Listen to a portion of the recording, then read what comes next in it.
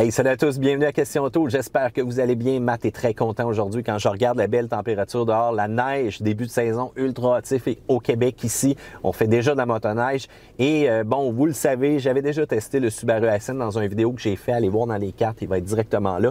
Mais je tenais à mon essai d'une semaine de temps pour justement vous parler des points négatifs et positifs de celui-ci à plus long terme.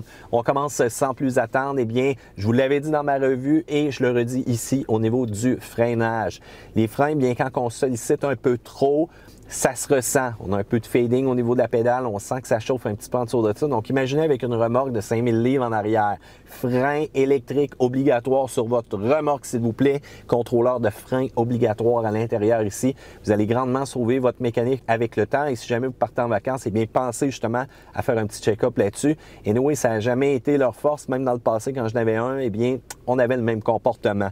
Pour le reste, eh bien, ça peut boire son remorque aussi quand on a sollicité grandement le véhicule. Vous le savez, c'est comme ça avec la turbocompression. Ça boit un petit peu plus qu'annoncé que prévu. Quand on avait fait de l'autoroute pendant l'été, pas de problématique, mais dans des températures hivernales, attendez-vous à du 11 litres au 100, mais au moins c'est de l'ordinaire, c'est pas du suprême qu'on a besoin de mettre dans celui-là. Autre chose aussi, j'ai rencontré des températures ultra froides, du moins 20, du moins 22, du moins 23 dans mon coin.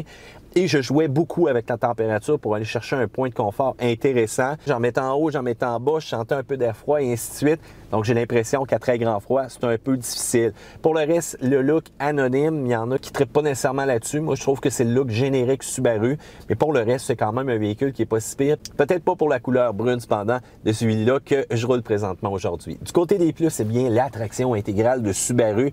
Allez voir notre vidéo qu'on a fait pourquoi on aime l'attraction intégrale de Subaru. Et chaque fois que je roulais aujourd'hui dans la neige, je comprenais chacun des points que j'avais énumérés. Et je dois dire que c'est extrêmement le fun. Ça déconnecte pas, ça chauffe pas et bon yen qu'on y en a demandé aujourd'hui pendant les 2 heures du tournage non-stop avec le véhicule. Il y a certains véhicules, allez voir dans les cartes, je vais vous en présenter des tests diagonales qu'on a fait que ça lâche au bout de 30 secondes. Et lui, on en a donné de toutes les couleurs. Je vous le dis tout de suite, c'était glissant. Par endroits, c'était de la neige dure, c'était de la neige molle, de la fluffy, glace noire à grandeur. Et ça, c'est extrêmement difficile pour un véhicule. Donc, avant de juger la vidéo, posez-vous la question, qu'est-ce qu'il y a en dessous des pneus? Quelle surface qu'il y a présentement? Et vous allez voir le Subaru Ascent dans le tournage qu'on a eu aujourd'hui. On a tout rencontré et on a été capable de performer de manière assez impressionnante. Un autre point positif, c'est le X-Mode. Donc, ce système-là va amener le véhicule à être beaucoup plus compétent hors route dans des situations un petit peu plus difficiles.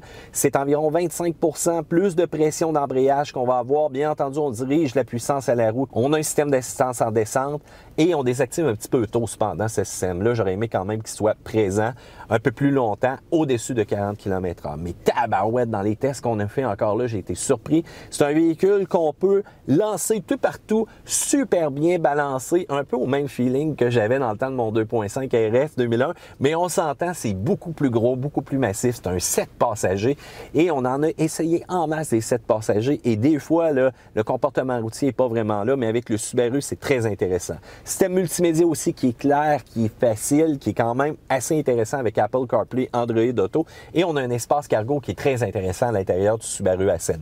Pour le reste, petit bémol mineur, peut-être au miroir, peut-être été endommagé par un autre journaliste, mais qui ne m'offre pas vraiment une vision latérale sur le côté intéressante. Donc ça, je le mets en bémol, ça compte pas nécessairement parce que je peux pas dire qui a fait quoi avec ça. Ça, c'est un peu dommage. Pour le reste, j'espère que vous avez apprécié. Section commentaires ci-dessous dans les 7 passagers, lequel vous plaît le plus et pourquoi. Et que pensez-vous du Subaru Ascent? En tout cas, nous, on a eu du fun avec les hivers canadiens, mais surtout les hivers québécois. Sacre bleu. Pour le reste, abonnez-vous à Question Auto, pouce en l'air parce que vous aimez ça. Et bien entendu, la petite cloche aussi pour avoir les notifications et n'importe quand, la page Facebook pour venir nous parler. C'est toujours le fun, jaser avec vous et échanger sur différents aspects du monde de l'automobile. Au revoir.